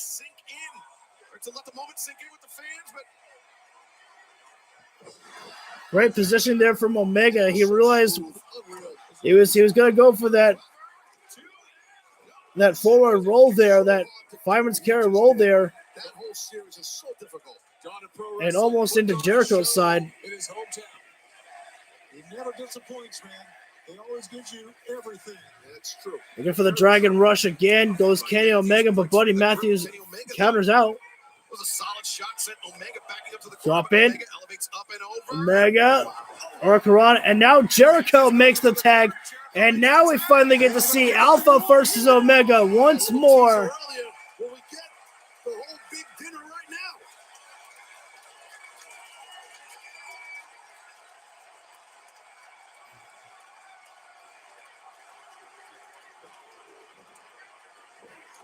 Oh, I love this. I don't like the House of Black being singled out like this, but I don't like the House of Black's being singled out like that, but I do like the fact that we are getting the stare down between Omega and Kenny.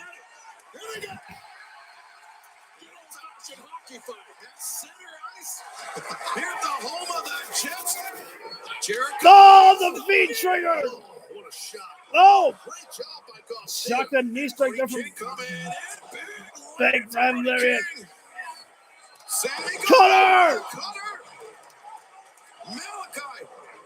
Super kick! Standing slice spread! Buddy with a Meteora!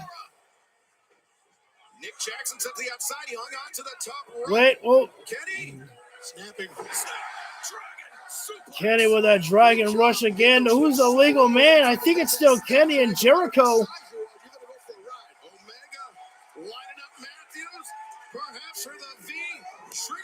Oh, great capture there. Never know what's coming. That was, oh, wow. Jericho locked in the walls of Jericho so quickly there. No! What about the Bucks of Jericho? Okay. This is to the point where I'm getting a little bit concerned for the House of Black here. Yeah, son, this is the main event here. It is the House of Black and the Elite versus the JAS for the Trios titles. And everyone just got laid out right now. They all hit big-time strikes on each other there. We're on commercial break right now, guys. And, I am going to go take my one break. I'll be back in just a second. I apologize that this is the point where we're in a picture-in-picture break here, but hey, I have had a lot of liquids, and right now nothing's really happening. Everyone's just still down and out. This is a perfect time for me to take my break as the fans are showing their appreciation. You can tell that they're saying this is awesome. Where are you last Monday? So I have stopped doing the reactions to WWE with Raw and SmackDown, as I am just not enjoying watching WWE at all. And it's not worth my time. I gave my reasoning in my last video, basically saying an update for the channel was that I will not be doing any recordings for Raw or SmackDown anymore, as I just think the shows are absolutely just god awful. I think that I hate this WrestleMania here. And I haven't felt that way about hating a WrestleMania since, I don't know, maybe are they showing replays? Oh no, they're not. Jericho and Kenny are back up, but I just I haven't enjoyed anything really about this build to WrestleMania at all. I just think everything is so predictable, and it's just not something that I'm really enjoying at all. And if I'm not, like, I woke up, not waking up, when I was going to record on Monday, I was thinking to myself, God, do I really have to? And I was like, you know what? I just need to face the facts. And it's just the fact that I'm not really wanting to do it anymore. And it's just not fun for me. I have more fun watching AEW and getting lost here and just watching the action here, because the best action, when you give me, if you ask anybody who watches both WWE and AEW who puts on the better wrestling, it's AEW. I mean, you can have your style of WWE, that's fine. But if you want the best, wrestling inside the ring, you come to AEW. I'm just telling it to you straight up fact. You get your dives, you get your heavy strikes. These guys are great. And we're live though. Alpha and Omega still going at it. I was gonna take my break, but you know what? Fuck it. Hassan kept me busy, and I appreciate that. Oh, Jericho is going for a springboard shoulder tackle there. We know what's coming here, guys. Kenny Omega looking to terminate Chris Jericho. Whoa. To put the Elite in better Terminator dive. Trios Championship match. Tope con here. Ooh. Kenny almost looked like he was about to land on his head there on the floor. In the back of his head, I mean. Because he almost didn't shoot Jericho enough. This has been what I've been waiting for. Kenny and Jericho for a long time. And the House of Black there. Oh, wait. Nick Jackson coming in for the save on Kenny. Notice we haven't seen anything from FTR though tonight. I'm not saying like we're gonna get a CM FTR thing at all.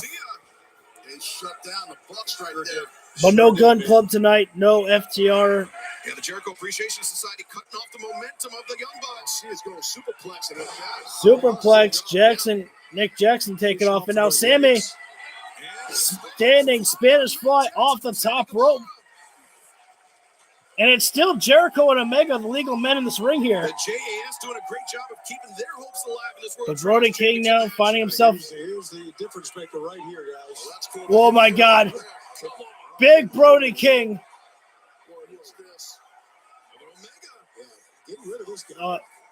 What's Omega got planned? Brody King in a seated position on the top turnbuckle. We might say, I think we're about to see Jericho and Kenny work together to take Brody King off the top rope there. I hate calling spots. I shouldn't do that, because I hate being right when it comes to calling spots, but at the same time, I want to see that spot. I want to see Jericho and Omega work together. Brody fighting off everyone. V-trigger there from Omega. Brody King staggering on that top turnbuckle there. And Kenny and Jericho just looked at each other in the eye and they said, you know what? Fuck it. Let's do this. Gotta get the big man down. Omega and Jericho are still the legal man in this matchup here. But Payne shooting through the face of Kenny. May have to make a tag. Not gonna go for it. Jericho with a code breaker. Jericho, he's gonna do it right here. Omega, that was less of a kick out, more just a convulsion. Popped. What is going on? I love this. We've got backstage action as well. We're seeing the Blackpool Combat Club and the Dark Order fighting backstage. It was a small clip, but I loved it. And now Omega and Jericho. Oh, I love it. We understand that Evil Uno was taken to the hospital earlier. Stu Grayson is with them. So it's just Silver Reynolds and Hangman versus the Blackpool Combat Club. This melee in the back, but inside the ring that needs. Can we also, again, just give Jericho his flowers? Just the fact that Jericho can still pull off the Lion Salt, man. He fucked it up one time, and everyone's like, oh my God, this man should not be wrestling anymore. And Jericho, what did he do? The next week on Dynamite, he won with the Lion Salt. And he said, yeah, go fuck yourselves, pretty much is what Jericho said to that guy. Locomotion movements here by Matt Jackson here. Pulling in Garcia and Guevara. The double G's go down. All these athletes are amazing. Can the Elite become three-time AEW World Trios champions? They are on the verge, Tony. Yeah, look at this communication between brothers here. And watch out, Jericho on the right of your screen. Yeah. Look for Meltzer Driver, code breaker. Jericho saw a great move by the veteran. Oh, Garcia. Big Uranagi right there. I don't know if that's really much. Whoa, no. This is the one time you don't give the home teams the win. Don't do it. Once the big man rumbled in the ring, that was over. See how quick Brody just dragged Matt to the corner? Don't do it. Keep it with the house. It's hard to stop him. No one has an answer for Brody King in this match. That's been the common thread. Garcia. Do a double cannon. Do a cannonball with. No, I thought Malachi actually kicked Brody King in the back there. The champions. Big senton there. And Guevara just splat right in the middle. Oof. Oh, wait. Oh, this is exactly the sight that looked for Kenny Omega when he stared down the House of Black at Revolution. Jericho, if Jericho's going down, he's going down swinging right now to the House of Black. They want to take Jericho out here in his hometown. And a Dante's Inferno. Jericho got spiked. The House of Black. Retain. Oh, Kenny broke it up, motherfucker. Every team. Lord said, look at Kenny is telling Jericho, get up. Kenny and Jericho working together here. End of that 3-on-1 assault from the House of Black. Wait a minute. I don't think. Every team for themselves here. Well, he's got Floyd down.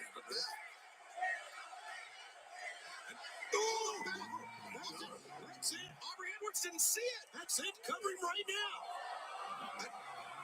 Sammy Guevara, shooting star press to the floor. Took on all three. 1, 2, and go. Oh, thank you. Oh, I was. To the face. And Jericho cannot believe it as well. Got to be asking yourself, what is it going to take? Malachi for the Day of Reckoning. Boom! Wait, Jericho went out.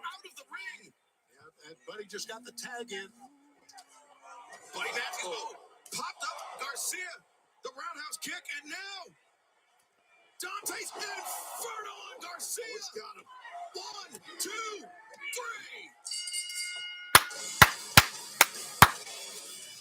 3. The right guys won, and the action was fierce. Hager now, Jake Hager, what a battle that was between these three teams. But the House of Black coming into Winnipeg, dividing and conquering here tonight in our main event. That's kind of weird for Jake Hager to just show up there like this. Winnipeg here, but it don't matter. They're here to retain. Jake Hager. Hager going right at it. Looks like he wants Brody.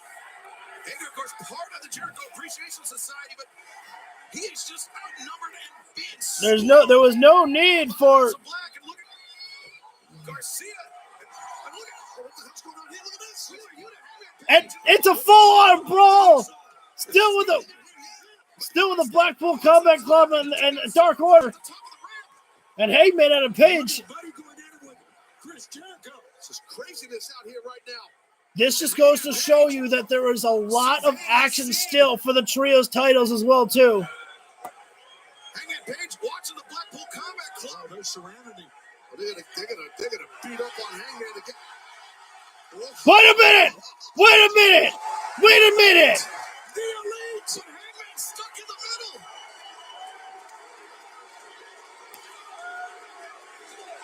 Look at the eyes of Omega. Oh, they backed away, gentlemen. Hangman didn't even notice.